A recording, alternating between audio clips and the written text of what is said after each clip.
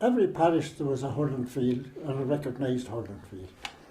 And you had men hurling in one part, you had boys hurling in another part, you know, and then the young lads going to school, they used that field at lunchtime to hurl as well. The field belonged to my father, got me good, it was on the old homeland. And there was always that field was always recognised as the hurling field.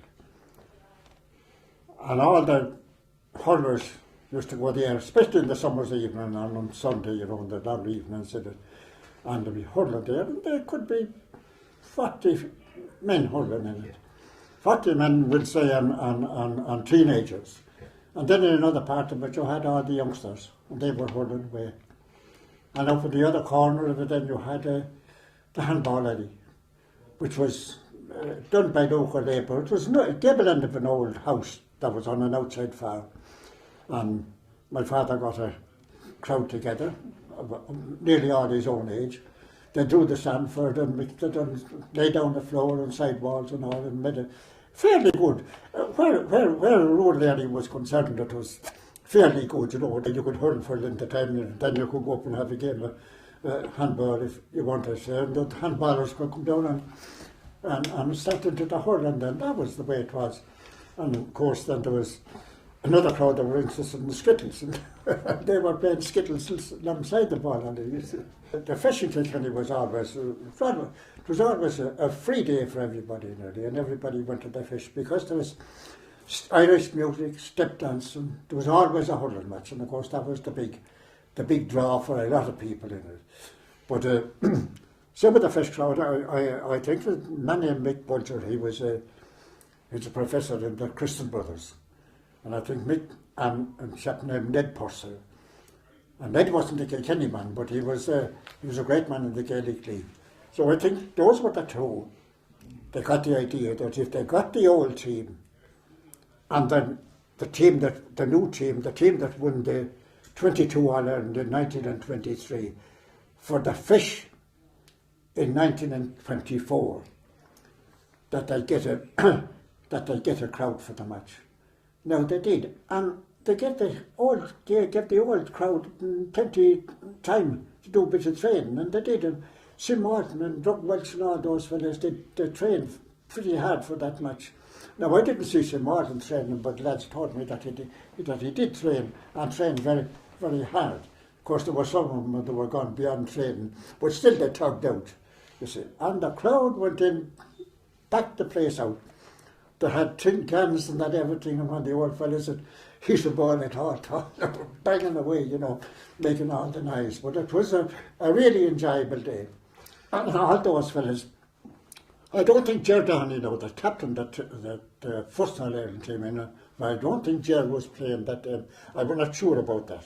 I know Sim Martin was playing, and Drug Welch and the Dials and all those were playing. And Dick Race played with the old fellows. There was dispute over with whom we should play. So, the new fellows wanted them.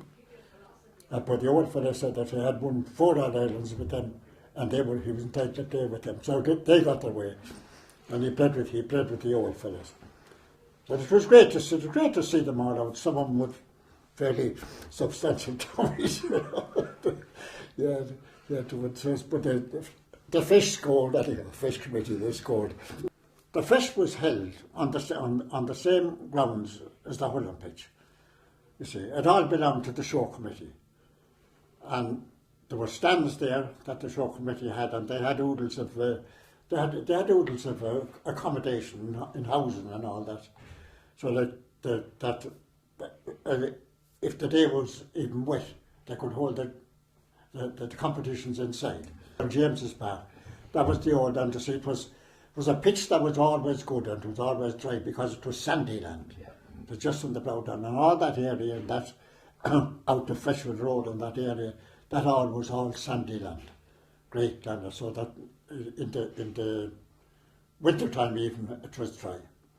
And then when they went to the Nolan, changed over to the Nolan Park, the Dicksboro Club took it over, and that's where they used to train, the old James's Park. Some of them said they should never have left it. It was such a it was such a great pitch, such a great, a very lively pitch, you see. But of course, Stoutsville left the showgrounds, they couldn't give it away because they wanted the grounds, even though they never used the playing pitch. They never used that. They left that to the hurling. Yeah, and whatever bit of football, which was very little, was played at the time. I suppose Dick Race, you must say Dick Race was number one, and it was he scored the goal that beat him. I think he scored 2 goals now, and he was playing the half back. He was playing wing half back. I think he scored 2 goals that day. Not so sure. I know he scored 1 anyhow. That was a very vital one. Dick Race was in that, and he was, I don't know. No, what he done for you was in the team. Neddy Dunphy, Mooncoin, and John Roberts, Chapman, Paddy Donoghue. I think more.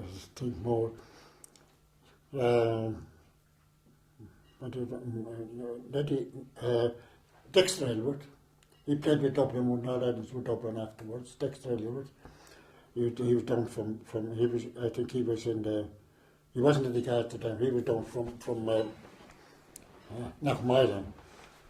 The Dexter, Paddy Glendon. Paddy Glendon was left corner back, you know that. And I said, what he done for him? Bill Kenny. He was from Ballyragget. He played with Dixborough. Yeah. And the tip team went to America, and they were supposed to be back at a certain date. And instead of that, I think they went off to California or somewhere. And today they went home for a good bit. Which was at the Munster Championships, because I know the Kilkenny were in. They said that they do a bit of training, and they bring them all in, which was a mistake in a way. They bring them all in, and they keep them in the hotel in Kilkenny and train them during the day. Now, there were a lot of those fellas that were from the rural areas, and they were farmers and that, and it didn't suit them at all, you know, to play there. But then I think, if I remember rightly, I think that there was a draw, because I know they were in, and they were sent home. Yeah. And then they brought them in again, which was a mistake. Yeah, it was all right for a chap. And there was Billy Barry now, he was, and Wedger Brennan, they were 2 lads from the city. And they brought him into, instead of letting them sleep in their own beds, they brought him into a hotel, you see, which was really fun to him. You know, it was a mistake, and the team realised it afterwards. And then they were so upset with the matches being postponed so often. They were upset over it. And they were a better team. Cork were a better team, there's no doubt about that. But Kilkenny was a better team than what they showed on the day.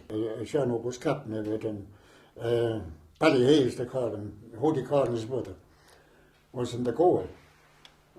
and Jim Hurley, Jim Regan, Denny Ballymurphy, Hody Corn, Paddy DeLay, the Hawker Grady, I don't know what his Christian name was, he was always known as the Hawker Grady. Yeah, they were all belonged to the 26 team, and they went up. And I think they played a chap. There was a chap from the Finbars, and that he had played minor, and he might have come on now in 1920. But I know that he came on the Cork team straight out of minor or on the minor year and won an All Ireland with them. But then I don't think that he figured anymore after that. Yeah, he belonged to the Finbars club. The declaration rule was done away with. See, the declaration rule was in there in 1930. And in that year, Matthew Power and Eddie Byrne, Tommy Latty, they all played for Dublin. And I think Dan Dunn could have played with them too, because Dan was working in Dublin at the time. But the declaration rule came in then. And they all declared. And Martin Power, Martin was in the army, and he was another, and they all declared for Kilkenny with the result that at least 5, if not 6, came back onto the team.